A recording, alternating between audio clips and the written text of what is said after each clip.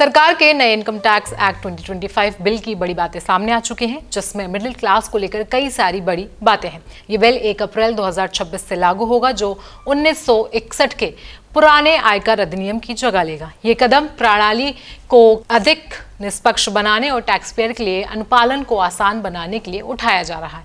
नए income tax bill के साथ सरकार इनकम टैक्स कैलकुलेटर भी लाई है, जिससे आप अपना टैक्स कैलकुलेट कर सकते हैं। तो चलिए जानते हैं वीडियो में इनकम टैक्स बिल की बड़ी बातें और आप अपना टैक्स कैसे कैलकुलेट कर सकते हैं। नए आयकर विधेयक का उद्देश्य और प्रमुख बदलाव। नई आयकर प्रणाली का उद्देश्य भारतीय टैक्स स्ट्रक्चर को सरल बनाना है। इसे बनाने में ध्यान रखा गया है कि टैक्स पेयर्स को समझने में आसानी हो और टैक्स से संबंधित विवादों में कमी आए। विधेयक में भाषा को सरल और स्पष्ट बनाया गया है, जो मौजूदा अधिनियम की तुलना में कई ज्यादा समझने योग्य होगी। इससे करदाताओं को राहत मिलेगी और तो टैक्स विभाग पर भी दबाव कम होगा।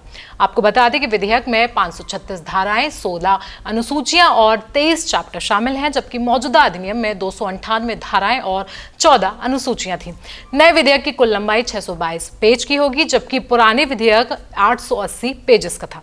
इसमें अधिकांश सब सेक्शन को खत्म कर दिया गया है, जिससे प्रक्रिया और भी सरल हो।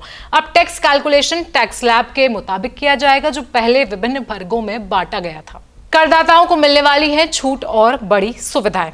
नए आयकर विधेयक में डिफेंस सेक्टर जैसे कि आर्मी, पैराफोर्स आदि के कर्मचारियों को मिलने वाली ग्रेचुइटी पर टैक्स में छूट दी जाएगी। इसके अलावा अग्निपथ योजना के तहत किए जाने वाले योगदान पर भी कोई टैक्स नहीं लगेगा, जैसा कि पहले था। टैक्स छूट को home loan, medical, PF, higher education loan, electric वाहन और इंश्योरेंस जैसी सुविधाओं पर भी बरकरार रखा गया है।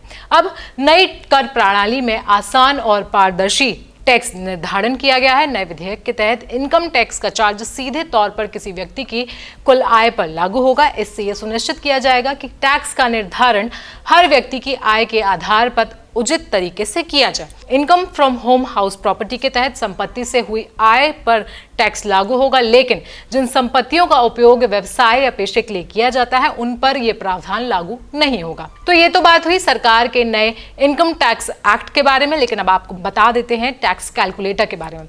टैक्स कैलकुलेटर वो चीज है जिससे आप अपनी आसानी से इनकम टैक्स को काउंट कर सकते हैं। टैक्स कैलकुलेटर लॉन्च करने के साथ आयकर विभाग ने करदाताओं को अपनी टैक्स लायबिलिटी का आकलन करने के लिए एक सरल और प्रभावी उपकरण दिया है। इससे लोग ये तय कर सकते हैं कि उन्हें पुराने या नए टैक्स रिजीम में से कौन सा ऑप्शन ज्यादा फायदेमंद होगा। टैक्स पेयर्स आयकर विभाग की वेबसाइट पर इनकम टैक्स कैलकुलेटर तक आसानी से पहुंच सकते हैं और इसका इस्तेमाल ये निर्धारित करने के लिए कर सकते हैं कि कौन सी रिजीम आपके लिए बेटर है। यूजर्स को अपने रेजिडेंशियल स्टेटस को सिलेक्ट करना होगा और अपनी टैक्सेबल इनकम यानी कि पूंजीगत लाभ जैसे विशेष दर आय को छोड़कर फिल करनी होगी। इसके बाद टूल वित्त वर्ष 2024-25 के लिए मौजूदा टैक्स रेट और वित्त विधेयक 25-26 के तहत रिवाइज्ड रेट के तहत उनकी कुल टैक्स लायबिलिटी की जानकारी कंपेयर करके वो आपके सामने रख देगा। कैलकुलेटर न्यू टैक्स रिजीम के तहत नेट टैक्स सेविंग पर प्रकाश डालता है, जिससे करदाताओं को एक स्पष्ट तस्वीर मिलती है कि वे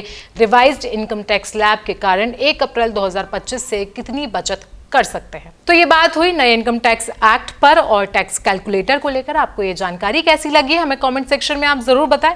साथ ही साथ देश और दुनिया की बाकी खबरों के लिए भी आप बने रहें जनसत्ता के साथ।